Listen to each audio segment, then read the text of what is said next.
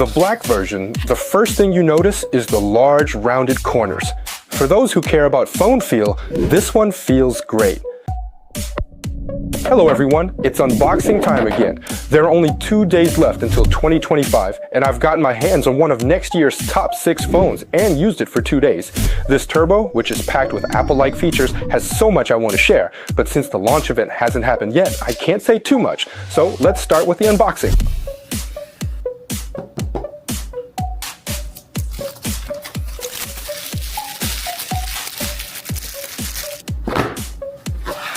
The black version, the first thing you notice is the large rounded corners.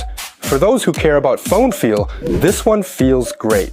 It's like a smooth river pebble, fitting perfectly in your grip. With its matte frame and back, it feels that way. The feel in the hand is solid, and it resists fingerprints. The surface has a premium Black Knight look. This year, the ONEPLUS lineup now features 165Hz refresh rate displays, and the ONEPLUS To Go 6 includes this as standard.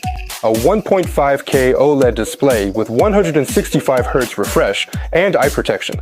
Its one-nit brightness ensures eye comfort at night, maintaining color accuracy. Battery life is exceptional, a massive 9,000 mAh battery. Most power banks are only 10,000 mAh. This large phone battery eliminates battery anxiety. Game, watch, or use heavily all day without issue. For dust and water resistance, we'll go straight to video recording mode and put the ONEPLUS Turbo 6 into a cup filled with water. How will it handle this? Its first phone test.